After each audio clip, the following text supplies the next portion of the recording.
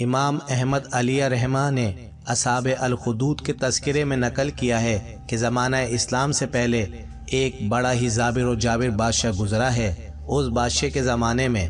جو سب سے بڑا جادوگر تھا، اس نے ایک دن بادشاہ سے کہا کہ وہ اب بہت بوڑھا ہو گیا ہے اور مرنے سے پہلے چاہتا ہے کہ ساحری کے تمام رموز اس شخص کو سکھا دے جسے بادشاہ منتخب کرے۔ بادشاہ نے اپنے غلاموں میں سے ایک خاص خادم کو منتخب کر کے اس جادوگر سے کہا کہ اسے جتنا جادو آتا ہے وہ اس غلام کو سکھا دے۔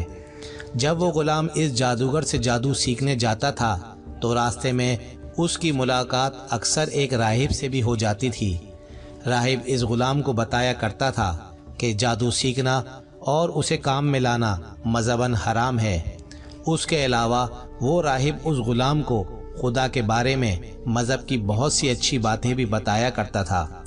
جو رفتہ رفتہ اس غلام کے دل نشین ہوتی چلی گئیں، جس کے بعد اس نے نہ صرف جادو سیکھا بلکہ جادو بھی چھوڑ دیا اور توحید خداوندی کا قائل ہو کر پکا مذہبی بن گیا، اور راہب کی طرح شب و روز کے اکثر اوقات میں جس طرح اس راہب نے بتایا تھا خدا کی عبادت کرنے لگا،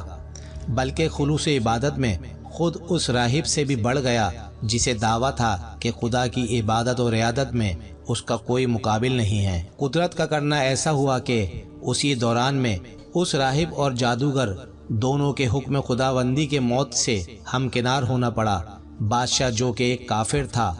اور ظلم و جبر کی حد سے بھی بڑا ہوا تھا، اس نے اپنے علاوہ ساری قوم کو اصنام پرستی پر لگا رکھا تھا۔ اسے جب جادوگر کی موت کی خبر پہنچی تو ساتھ ہی یہ خبر بھی مل گئی کہ اس کا غلام جسے اس نے جادو سیکھنے کے لیے بھیجا تھا وہ اپنا مذہب تبدیل کر چکا ہے۔ اس نے فوراً اسے طلب کیا اور اپنا مذہب ترک کرنے کا حکم دیا، لیکن غلام نے انکار کر دیا۔ بادشاہ کو سخت غصہ آیا۔ اس نے لوگوں کو حکم دیا کہ اسے طرح طرح کی اذیت پہنچائی جائے۔ جب یہ مشکلات برداشت کرنے پر بھی وہ غلام صابر رہا تو بادشاہ نے اسے سمندر میں ڈبونے کا حکم جاری کر دیا، مگر خدا کے فضل سے وہ سمندر سے بھی بچ نکلا۔ یہ دیکھ کر بادشاہ نے ایک اندھے اور ایک مبروس شخص کو، جس کے منہ اور بدن پر کئی حصوں پر سفید داغ تھے، اسے طلب کر کے اپنے غلام سے کہا کہ تیرا مذہب سچا ہے تو اس اندھے کو بصارت اور اس مبروس کو شفا بخش دے، اور اسی کا نام لے کر دونوں کو پہلے کی طرح ٹھیک کر دیا۔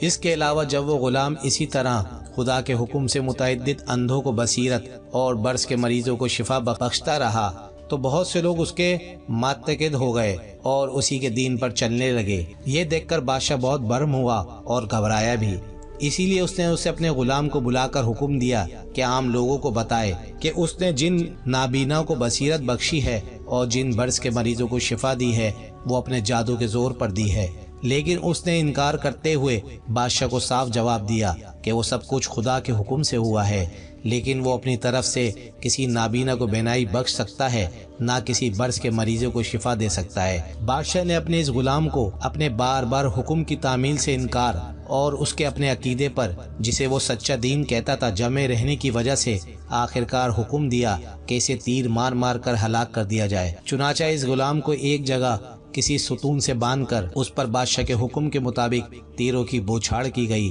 جن میں سے کئی تیر اس نے اپنے ایک ہتھیلی پر روکے، لیکن دوسرے بے شمار تیروں نے اس کا جسم چھلنی کر دیا، جس سے وہ غلام بے قاضِ الہی فوت ہو گیا۔ چونکہ اس حق پرست غلام کو عام لوگوں کے سامنے تیروں سے ہلاک کیا گیا تھا، اس لیے بادشاہ کو یقین تھا کہ اب اس کے اہم عقیدے لوگ اس کی پیروی سے باز آ جائیں گے، لیکن اس کے برعکس وہ سب کے سب مشتعل ہو گئے اور بادشاہ کے اس حد سے بڑے ہوئے ظلم و ستم کے خلاف احتجاج کرنے لگے۔ تو اس نے اپنے لوگوں کو حکم دیا کہ وہ لمبی خندق کھودیں اور اس میں لکڑیاں بھر کر انہیں جلائیں، اور جب وہ لکڑیاں جل کر انگاروں کی طرح دہکنے لگیں اور ان سرکش لوگوں کو جو اپنے پرانے دین سے پھر گئے ہیں اس خندق میں جھونک دیا جائے۔ چنانچہ بادشاہ کے اس حکم کی تعمیل میں ایسے تمام لوگوں کو اس آتش خندق میں جھونک دیا گیا، جبکہ دوسرے لوگ اس خندق کے کنارے بیٹھے ان حق پرستوں کے نظر آتش ہونے کا تماشا دیکھتے رہے۔ حالانکہ بادشاہ کے حکم پر ان نظر آتش ہونے والوں میں ایک عورت اور اس کا ایک شیرخوار بچہ بھی تھا، لیکن اپنے دوسرے ساتھیوں اور اپنے اس معصوم بچوں کے ساتھ انہی کی طرح اس نے بھی خدا کے نام پر ہنستے ہوئے اپنی جان اسی جان آفری کے سپرد کر دی۔ خدا کے نام پر جان دینے والے ان لوگوں کو اصحاب الخدود یعنی خندق میں جل کر جان دینے والوں کے نام سے یاد کیا جاتا ہے۔ یہ کافروں کے لیے عبرت اور ایمان والوں کے لیے نصیحت آموز ایسا واقعہ ہے جسے اللہ پاک نے قرآن پاک میں ان الفاظ میں بیان کیا ہے: آسمان کی قسم جس میں برج ہیں، اور اس دن کی جس کا وعدہ ہے، اور حاضر ہونے والے کی اور اس کے پاس حاضر کیا جائے اس کی، کہ خندق کو کھودنے والے ہلاک کر دیے گئے، یعنی آگ کی خندقیں جس میں ایندھن جھونک رہا تھا جبکہ وہ ان کے کناروں پر بیٹھے ہوئے تھے،